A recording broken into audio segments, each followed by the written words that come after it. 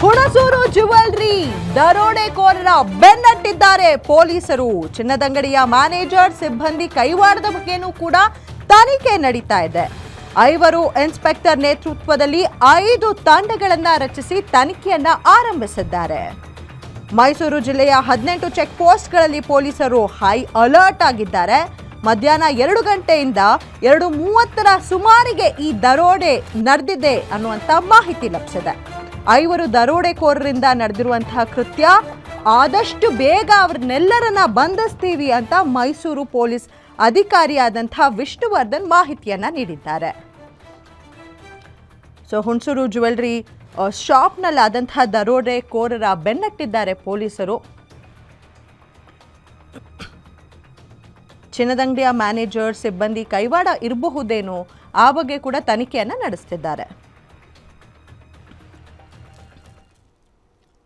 ನಮ್ಮೊಟ್ಟಿಗೆ ಈ ಬಗ್ಗೆ ಹೆಚ್ಚಿನ ಮಾಹಿತಿ ನೀಡೋದಕ್ಕೆ ಮೈಸೂರಿನ ಕರೆಸ್ಪಾಂಡೆಂಟ್ ಸುರೇಶ್ ಇದ್ದಾರೆ.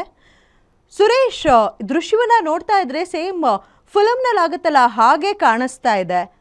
ಎಷ್ಟು ಮೌಲ್ಯದ ಚಿನ್ನಾಭರಣವನ್ನ ಕದ್ಕೊಂಡು ಹೋಗಿದ್ದಾರೆ ಅನ್ನುವಂಥ ಮಾಹಿತಿ ಏನಾದರೂ ಸಿಕ್ಕಿದ್ಯಾ?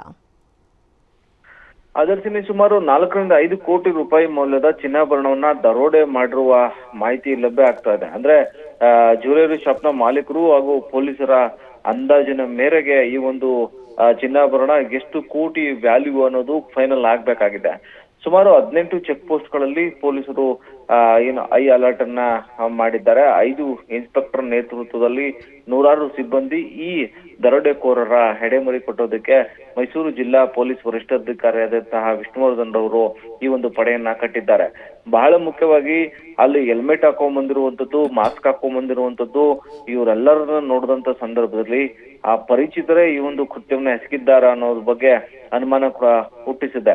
ಅಂದ್ರೆ ಅಲ್ಲಿ ಎಷ್ಟು ಸಿಬ್ಬಂದಿ ಇರ್ತಾರೆ, ಆ ಕತೆ ಏನು, ಆ ಮಳಿಗೆಯ ಒಳಗಡೆ ಯಾರನ್ನ ಬೆದರಿಸಿದ್ರೆ ಏನೆಲ್ಲ ಆಗುತ್ತೆ ಅನ್ನೋದು ಕೂಡ ಅವರು ಪ್ರೀ ಪ್ಲಾನ್ ಅನ್ನ ಮಾಡ್ಕೊಂಡು ಬಂದಿದ್ರು ಅನ್ನೋ ಮಾಹಿತಿ ಲಭ್ಯ ಆಗ್ತಾ ಇದೆ.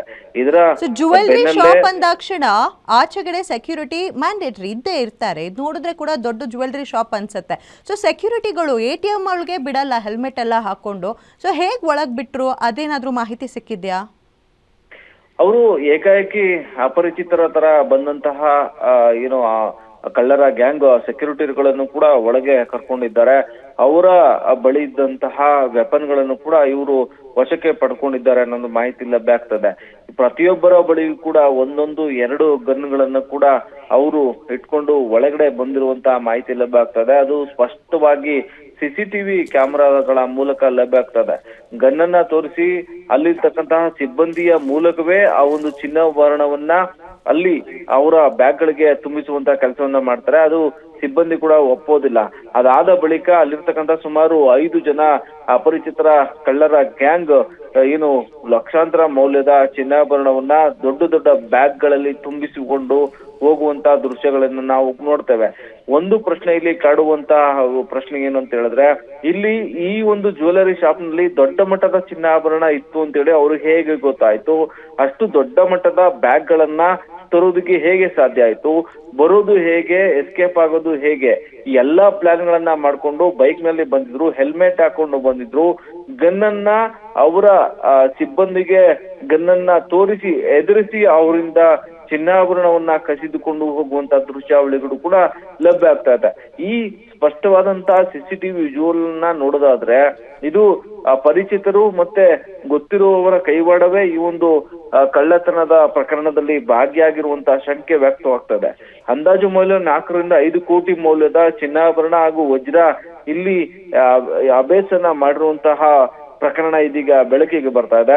ಹೀಗಾಗಿ ಮೈಸೂರು ಜಿಲ್ಲಾ ಪೊಲೀಸರು ಸುಮಾರು 5 ತಂಡಗಳನ್ನ ರಚನೆ ಮಾಡಿ ಸುಮಾರು 18 ಚೆಕ್ ಪೋಸ್ಟ್ಗಳಲ್ಲಿ ನಾಕಾಬಂದಿಯನ್ನ ಹಾಕುವ ಮೂಲಕವಾಗಿ ಮೈಸೂರು ಜಿಲ್ಲೆಯ ಹುಣಸೂರು ಪಟ್ಟಣದಲ್ಲಿ ಹಾಡಹಗಲೇ 2 ಗಂಟೆಯ ನಂತರ 2:30 ಒಳಗೆ ನಡೆದಂತ ಈ ಒಂದು ಪೂರ್ವ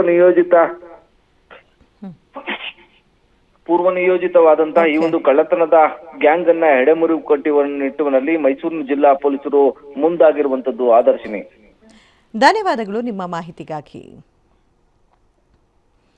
ನಿಜವಾಗ್ಲೂ ಈ ದೃಶ್ಯ ನೋಡ್ತಿದ್ರೆ ಭಯಾನೇ ಆಗತ್ತೆ. ಜ್ಯುವೆಲ್ರಿ ಶಾಪಲ್ಲಿ ಅದು ಜನ ಇರಬೇಕಾದ್ರೆ ಸಿಬ್ಬಂದಿಗಳು ತುಂಬ ಜನ ಇದ್ದಾರೆ. 5 ಏಕಾಏಕಿ ನುಗ್ತಾರೆ, ಆರಾಮಾಗಿ ಚಿನ್ನಾಭರಣಗಳನ್ನ ಎತ್ಕೊಂಡು ಎಸ್ಕೇಪ್ ಆಗ್ತಾರೆ. ಸೊ ಮುಂದಿನ ದಿನಗಳಲ್ಲಿ ತನಿಖೆ ಚುರುಕುಗೊಳ್ಳುತ್ತೆ. ಯಾತಕ್ಕಾಗಿ ಯಾರ್ದಾದ್ರೂ ಸಪೋರ್ಟ್ ಇತ್ತಾ ಏನು ಎಲ್ಲ ಗೊತ್ತಾಗತ್ತೆ.